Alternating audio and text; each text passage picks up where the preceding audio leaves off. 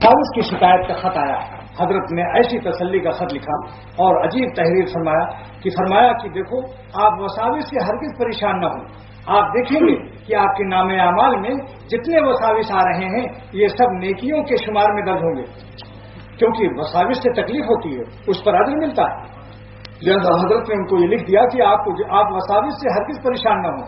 آپ دیکھیں گے ہر وسوسے کے بدلے میں آپ کے نام اعمال میں نیکیاں لکھی ہوں گی. سبحان اللہ. پھر کیا غم ہے، کیونکہ وساوس سے مومن کو تکلیف ہوتی ہے اور تکلیف پر اجر ملتا ہے. لہذا آنے تو وسوسوں کی طرف توجہ اور التفات نہ کیجیے، کبھی بھی توجہ نہ کیجیے.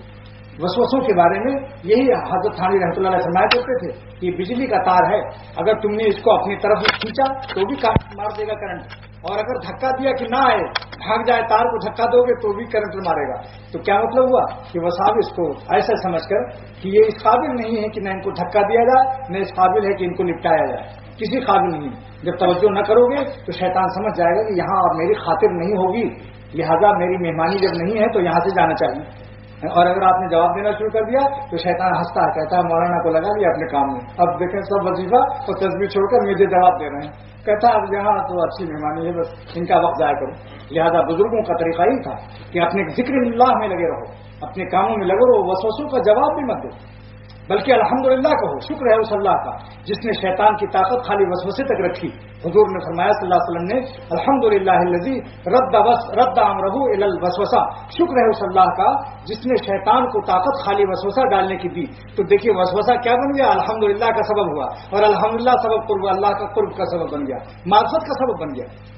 اور شیطانی وسوسے پر الحمدللہ کیوں فرمایا؟ کیونکہ اس کو طاقت صرف وسوسہ ڈالنے کی دی. اور وسوسہ ڈالنے کے لیے ملا علی قاری رحمۃ اللہ علیہ فرماتے ہیں کہ اللہ نے اس کو بھوکنے کی طاقت کیوں دی ہے، اس کی وجہ بھی سن لو. فرماتے ہیں ہر بڑا آدمی دنیا میں اپنے بنگلے کے سامنے ایک کتا رکھتا ہے تاکہ بغیر میری اجازت کوئی نہ آ جائے، میری خوشامد کرے، میرا اپنا ہوگا اجازت دوں گا، غیر ہوگا واپس کر دوں گا. لہذا اللہ تعالیٰ بھی سب سے بڑے ہیں، انہوں نے بھی اپنے گیٹ کے سامنے، بنگلے کے دربار کے سامنے کتا کو اپنا رکھا ہے، اس کا نام شیطان ہے. گیٹ آؤٹ کیا ہوا، مردود کیا ہوا باہر کھڑا رہتا ہے. لہذا جب کوئی دربار میں جانا چاہتا ہے، اللہ کی عبادت میں مشغول ہوتا ہے، یہ وسوسہ ڈال کے بھوکنے لگتا ہے، وسوسہ ڈالتا ہے. لہذا اس وقت میں اگر جیسے دنیا میں بنگلے والوں سے جب آپ کہتے ہیں ارے صاحب میں آنا چاہتا ہوں اپنے کتے کو خاموش کر دیجئے، بنگلے والا کہتا ہے تو کتا خاموش ہوتا ہے، اور خود بھوں بھوں کیجیے، پتھر ماریے تو اور بھوکتا ہے. لہذا اللہ تعالیٰ نے، ملا علی قاری فرماتے ہیں اللہ تعالیٰ نے طریقہ سکھا دیا کہ دیکھو شیطان سے مت الجھنا، یہ میرا کتا ہے، جب تک میں اس کو خاموش نہیں کروں گا، اس ڈاک کو، اس کتے کو، اس وقت تک یہ خاموش نہیں ہوگا. لہذا تم کہو اعوذ باللہ من الشیطان الرجیم، اے اللہ میں آپ کے دربار میں آنا چاہتا ہوں، یہ مردود کتا شیطان رجیم یہ جو ہے اس کو آپ خاموش کر دیں. تو ملا علی قاری فرماتے ہیں کہ اللہ تعالیٰ کا حکم ہوتا ہے خاموش ہو جا، یہ میرا بندہ ہے، میرے پاس آنا چاہتا ہے، اب میری مدد مانگ رہا ہے، خبردار. تو ملا علی قاری فرماتے ہیں فإن الشیطان مع اللطف الالہی لا اضل منه ولا اضعف، شیطان اللہ کے لطف و کرم کے ہوتے ہوئے اس سے بڑھ کر ضعیف اور ذلیل اور کمزور کوئی دنیا میں مخلوق نہیں ہے، مگر شرط یہی کہ اللہ کا کرم ساتھ میں ہو.